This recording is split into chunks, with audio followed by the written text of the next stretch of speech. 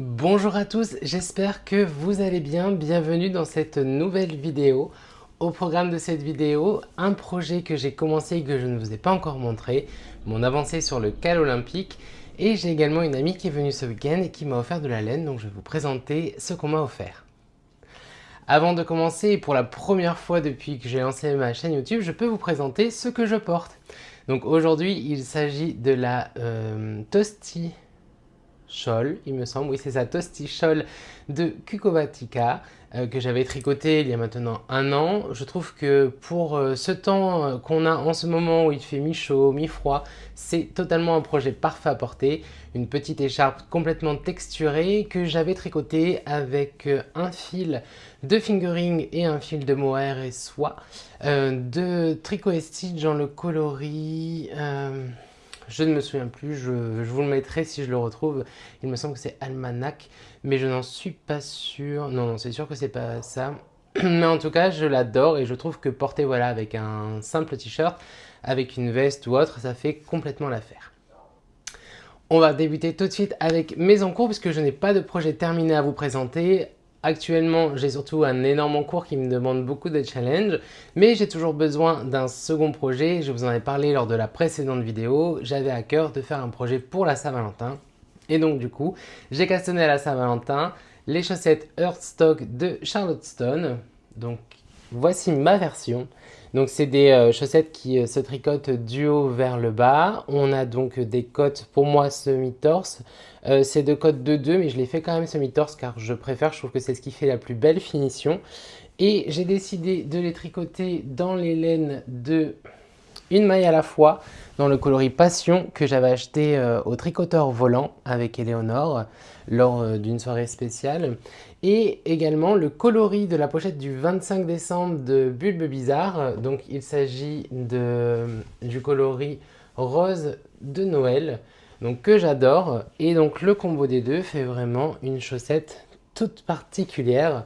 Donc c'est une chaussette où on répète le motif de petit cœur tout au long. On fait un talon. J'ai tenté de faire le talon qui était préconisé dans le patron, mais je préfère vraiment le talon à gousset renforcé. Je trouve qu'il a une plus belle finition. Après, c'est celui que je fais le plus souvent aussi. Donc, j'ai pas trouvé celui-ci plus simple. Un peu plus rapide, c'est sûr, mais j'ai quand même quelques trous. Et ça, j'aime pas trop. Donc on verra au moment où je vais rentrer les fils à ce niveau-là si je peux essayer de resserrer quelques mailles. Mais en tout cas, je ferai le même talon pour la seconde. Évidemment, je vais pas changer en cours de route. Mais c'est quand même un projet qui a quand même pas mal avancé, alors que j'ai quand même une grosse pièce que je vous montrerai après. Mais je suis très content. Il faut savoir que ces chaussettes, oui, j'ai tenté de les réaliser il y a un an et je n'avais pas du tout réussi. Une chaussette en full jacquard, pour moi, ça me semblait impossible. Je n'arrivais pas du tout à faire le motif cœur, je m'en mêlais. Et en fait, cette fois-ci, ça va tout seul. Vraiment, les cœurs viennent rythmer tout du long le tricot et ce coloris qui fait quelques rayures également apporte un rythme. On a envie très rapidement de continuer à tricoter pour voir ce que ça fait. Et j'avoue que j'adore cette version. Elle fait vraiment pour moi très romantique avec le côté bordeaux du fond et toutes les coloris du cœur qui font forcément Noël, mais qui me rappellent aussi tous les petits confettis qu'on peut avoir quand on est amoureux. Donc je suis très content de cette version. Et pour la première fois, j'utilise, elle est tout en bas, je la remonte, mais pour les tricoter, j'ai utilisé une bague à jacquard. Donc on vient mettre les fils. Donc on met les fils au bord et au fond. Et en fait ça nous permet de venir tricoter ensemble. Comme on change assez régulièrement de couleur pour former le cœur, je trouve ça vraiment ultra pratique. Comme tout outil qu'on vient ajouter ou petit ustensile, forcément ça demande un petit peu de pratique. Donc mes premiers rangs étaient catastrophiques. Mais forcément, plus j'ai avancé dans le tricot et plus j'ai réussi à l'utiliser. Et maintenant, je n'arrive pas à la tricoter sans ce petit outil. Donc vraiment, je vous le conseille. Moi, je l'ai trouvé sur Amazon, hein. C'était un lot de 4, je crois, pour 6 euros. Donc vraiment, c'est ultra sympa. j'ai pris un lot de 4 parce que je me connais, il va finir quelque part dans l'appartement et je vais le rechercher. Donc au moins tout est rangé au même endroit, je pourrai en reprendre un. Mais il m'a été très très utile pour faire cette paire de chaussettes. Et les deux laines, bon la laine de Bulbe Bizarre, j'ai l'habitude maintenant de la tricoter, je l'adore, mais je ne connaissais pas du tout la laine d'une maille à la fois. Et j'avoue que j'aime aussi beaucoup la tricoter. La chaussette est vraiment très très douce. Et donc du coup, je suis très très content de cette réalisation. Donc, elle avance comme elle avance, hein, puisque ce n'est pas mon projet principal. Moi, j'ai vraiment à cœur de terminer dans les temps le pull pour le Cal Olympique qu'organise Éléonore Fil de Nuages. D'ailleurs, je vais vous le montrer. C'est un pull qui m'a quand même demandé pas mal de réflexion et pour lequel évidemment c'est un challenge, hein, je le savais en le choisissant, mais il n'est pas si simple que ça. Pourtant je m'étais dit c'est que des mailles en droit, je vais avoir quelques mouvements à faire pour faire le point, enfin en tout cas une petite manipulation, mais ça a quand même demandé pas mal de temps. Après moi je tricote la taille 6 qui équivaut à du XL double XL, donc forcément j'ai beaucoup de mailles sur mes aiguilles qui prennent du temps, mais le point lui-même n'est pas non plus des plus rapides à faire, en tout cas la ligne où on a notre manipulation. Avant de vous le montrer, je vais vous remontrer les laines avec lesquelles je l'ai tricoté, puisque la dernière fois je vous en ai parlé mais je ne vous les avais pas montrées. Donc c'est de la Bio Shetland, de la 100% pure laine. On est sur du Made in Turkey. Là, j'ai du coup... Où est le métrage? Juste ici. Donc, j'ai 280 mètres pour 50 grammes. Il préconise de le faire sur des aiguilles 2,5 ou 4. Donc, moi, je la double pour avoir une quantité DK. C'est une laine qui est rustique, qui est assez sèche, mais elle ne gratte pas, elle ne pique pas non plus. Le coloris pour moi est vraiment très très joli. On a quand même du plus clair, des petits tout petits speckles bleus un peu plus soutenus que j'aime vraiment beaucoup. Pour le coloris contrastant de base, j'avais choisi le coloris Pony de The Hare and the Roe. Mais malheureusement, comme j'avais fait le col dans le coloris contrastant, je n'ai pas eu assez de laine pour terminer la dernière ligne. Et donc, j'avais dans mon stash une laine de Bulbe Bizarre, c'est, il me semble, de son coloris de sa palette d'automne, Last Light en Stellina. Donc, c'était 80% Mérino, 15% nylon, 5% Stellina doré, 400 mètres pour 100 grammes, qui est un très très beau violet. Avec du stellina vraiment très doux, très fin, mais vraiment bien présent, donc on le voit très très bien sur le projet, qui m'a sauvé, puisque du coup j'avais juste une seule ligne à faire, mais je l'ai introduit un peu avant la fin, on voit légèrement la démarcation, vous le verrez, mais je trouve qu'en soi ça m'a vraiment sauvé, ça m'a évité de racheter un écheveau, et comme ça j'ai même un petit peu de Pauline Bulbe Bizarre avec moi sur ce projet.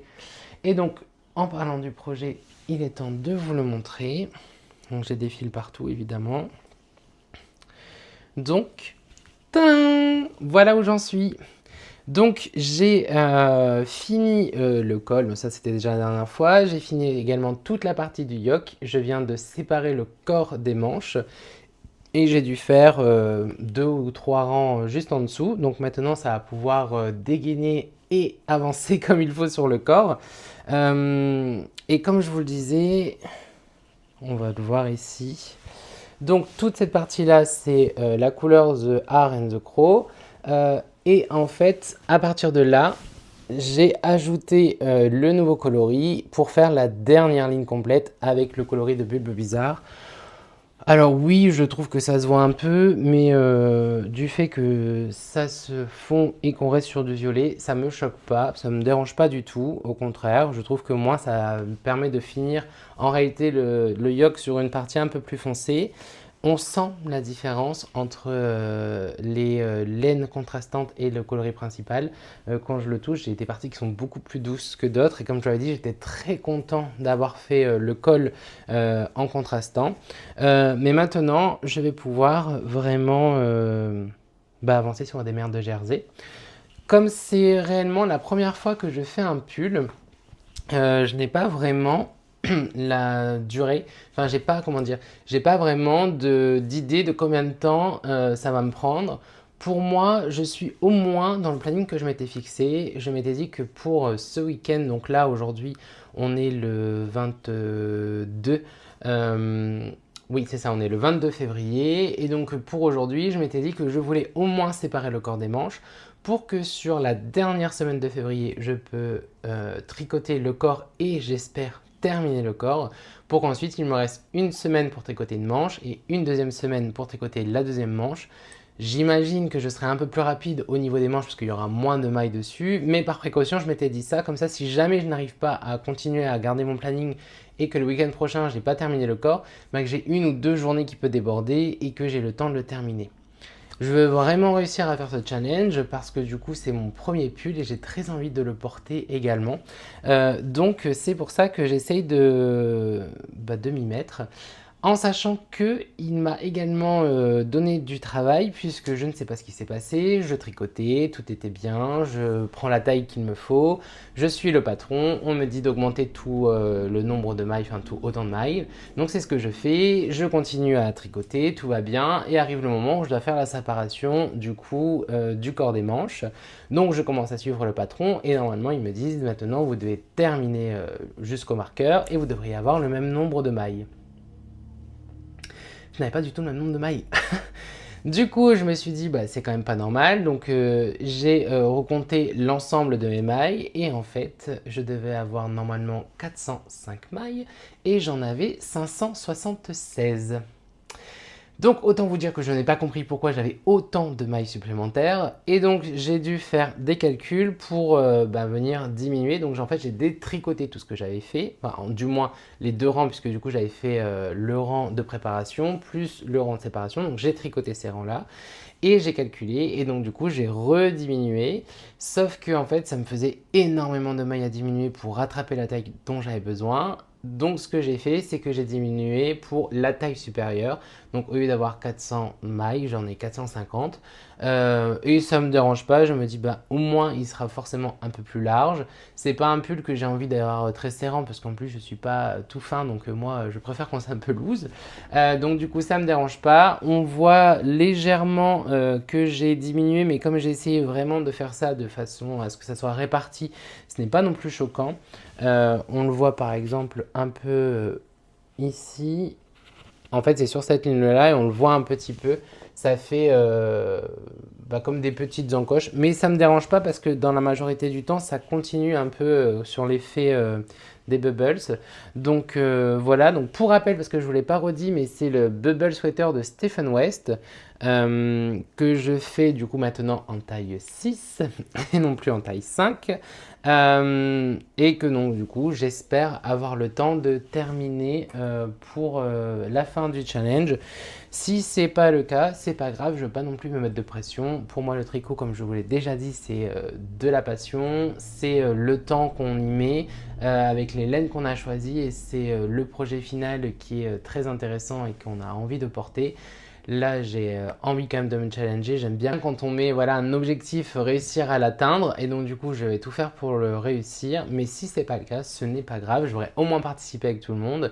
Et ça me plaît également beaucoup de voir sur Instagram et autres tous les projets de chacun et les avancées. Parfois, je me dis, oulala, je suis en retard. Et des fois, je me dis, bon, ça va, je suis quand même bien dans le challenge. Donc voilà, donc ce sont mes deux projets en cours. J'espère que j'aurai plus d'avancées à faire. Je ne pense pas du coup vous faire une vidéo la semaine prochaine. Je pense que je vais garder le rythme de 2 semaines comme là j'ai fait, puisque en une semaine je n'ai pas beaucoup d'avancées. Peut-être que si jamais j'ai vraiment réussi à bien avancer, je vous montrerai si j'ai terminé par exemple la paire de chaussettes et que j'ai commencé la deuxième, que j'ai réussi à faire le corps. Il sera peut-être intéressant quand même que je vous filme ça, donc je le ferai. Si ce n'est pas le cas, on se retrouvera juste la semaine avant le challenge pour voir où j'en suis. Mais en tout cas, voilà pour mes deux projets en cours et j'en suis très content. On va pouvoir passer maintenant au cadeau que j'ai reçu. Donc j'ai une amie, puisque si vous ne le savez pas, je viens du nord de France normalement. J'ai déménagé sur Paris il y a maintenant 3 ans pour des raisons professionnelles. Et j'ai toujours mes amis qui sont là-bas. Et j'ai une copine donc, qui est venue ce week-end. Et donc elle est passée à la boutique du Ch'ti Bazar pour me rapporter des petits cadeaux. Et donc j'ai la chance d'avoir eu de la Perlina. de Filcolana, donc c'est de la laine 100% péruvienne, donc 175 mètres pour 50 grammes, donc c'est de la qualité DK. On est sur des aiguilles 3,5 à 5, et pour le coloris, est-ce que j'arrive à voir le coloris? C'est le 824, donc c'est un très très beau vert. Donc il va falloir que je réfléchisse à ce que je vais faire avec celle-là, parce que c'est de la DK, donc il faut que je réfléchisse. Pour aller avec, elle m'a également pris cette fois-ci de l'Olilafé, donc je suis très très content parce que je n'ai jamais utilisé de laine de l'Olilafé et j'avais très envie d'utiliser dans le coloris Matcha, son mohair soie, donc 210 mètres pour 25 grammes. Donc ça c'est vraiment super, je suis très content. J'adore vraiment le coloris et je pense que ça peut être très sympa peut-être de venir le compléter justement avec cette laine qui va pouvoir un peu faire un effet chiné, tout en sachant qu'il me reste encore du mohair soie de Ars Natura que j'avais utilisé sur mon châle, sur mon tour de cou, pardon. Et donc du coup, je me suis dit que même s'il est un peu plus clair, ça pourrait faire un chouette dégradé. Donc pourquoi pas faire un bonnet avec Senency. Ensuite, j'ai également eu une pelote encore de Filcolana, mais cette fois-ci, c'est toujours la péruviane, mais on est sur 100 mètres pour 50 grammes, et c'est le coloris 973, donc qui est un très beau marron un peu chiné. On voit quand même que la laine sur celle-ci est un peu plus épaisse. Je vais vous montrer que sur la verte. En même temps, même au niveau du métrage, on n'est pas pareil, hein. Ouais, 175 mètres pour 50 grammes, quand là on est à 100 mètres pour 50 grammes. Donc on voit quand même que le fil est plus fin sur le vert que sur le marron. Donc pareil, à voir ce que je vais faire avec, puisque du coup, je ne vais pas trop pouvoir mixer les deux. Ça va quand même se voir au niveau du tricot. Mais j'ai 100 grammes, donc à voir. Peut-être que je me ferai, ça sera peut-être l'occasion. Non, je sais pas. On verra. J'ai pas de projet défini. Je pense que je le mettrai peut-être dans un jacquard. Si je refais un pull en DK avec un besoin de jacquard, on a toujours besoin de pelote marron, je trouve. Ensuite, dans une autre mercerie du Nord qui est le Mouton Pailleté, il me semble, ils revendent du fil d'art. Du coup, j'ai eu une pelote de fil d'art. Donc cette fois-ci, c'est 65% d'acrylique, 30% de laine et 5% de viscose. C'est une... je sais pas le métrage. Ah si, 50 grammes pour 130 mètres environ. Et c'est un blanc avec des petits... Je sais pas comment expliquer. Mais ça fait des tout petits points noirs. Donc pareil, très sympa. Ah, mais peut-être que je pourrais combiner les deux. La taille du fil me semble à peu près égale. Et donc du coup, je pourrais peut-être me faire un projet avec ces deux-là qui peut être ultra sympa. Donc à réfléchir, mais je pense que ces deux-là iront également ensemble dans un projet. Surtout que ça me fera 230 mètres, donc je regarderai ce que je peux faire. Mais ça peut être sympa. Et enfin, ça, j'adore totalement. Alors quand j'ai sorti ça du paquet, je me suis dit, mais qu'est-ce que c'est? J'avais jamais vu une bobine aussi, enfin un cake aussi gros. Et en fait, je connaissais pas du tout. C'est de la marque Lopi. Et en fait, c'est de la laine islandaise. Et je suis très très très très très content puisqu'en fait il y a maintenant 3-4 ans, je suis parti en Islande, donc oui il y a 4 ans, je suis parti en Islande 15 jours, c'était un voyage que j'ai adoré comme j'ai détesté, mais ça serait l'occasion d'une autre vidéo. C'est des paysages qui sont magnifiques, vraiment c'est très très beau, mais on avait décidé de le faire en tente et en autotour, enfin on avait notre voiture et on faisait un road trip, mais c'était très dur parce qu'on est parti durant la partie du mois de fin juin, début juillet, mais c'était les nuits blanches, donc il ne faisait jamais nuit, et il fait quand même très froid, alors que quand on était parti de France, nous avions canicule.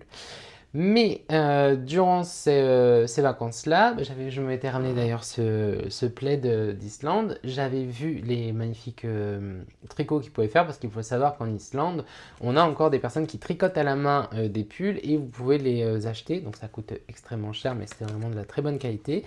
mais je n'étais pas encore autant dans le tricot que ça, et donc du coup je m'étais pas du tout intéressée à la laine, et d'ailleurs je me souviens pas avoir vu des merceries ou autre. Mais donc quand j'ai vu ça, j'étais très très content, et donc c'est 100 grammes pour environ 300 mètres de laine, donc ben, je trouve ça vraiment super, et donc ça se vend également au Ch'ti Bazar, et donc du coup voilà, si vous voulez la référence, c'est cette laine là. Donc c'est 100% pure laine, de la laine d'Islande, donc je suis très très très content. Et j'adore le coloris, c'est un coloris très très naturel. Il me tarde vraiment de trouver un projet pour venir tricoter avec. C'est un fil qui est assez léger, enfin gonflé. Je sais pas si...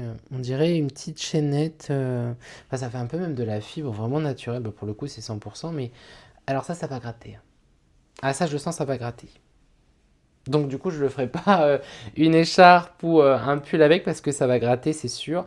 Mais je me vois bien faire un bonnet quand même. Moi, j'ai des cheveux, donc ça va pas me gratter au crâne. Mais j'adore. Ça sent rien. Mais j'adore. C'est vraiment trop beau. Et j'ai pas encore tricoté de la laine un peu naturelle comme ça, ni dans ce coloris.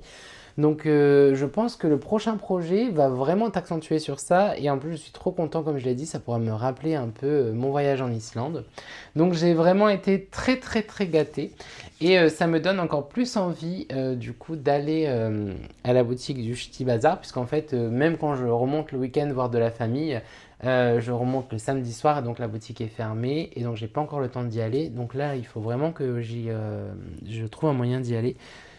J'espère également pouvoir aller au Ch'ti Bazar, donc au salon qu'ils font au mois de mars. Donc c'est sur le week-end du 13 et 14 mars, donc 14-15.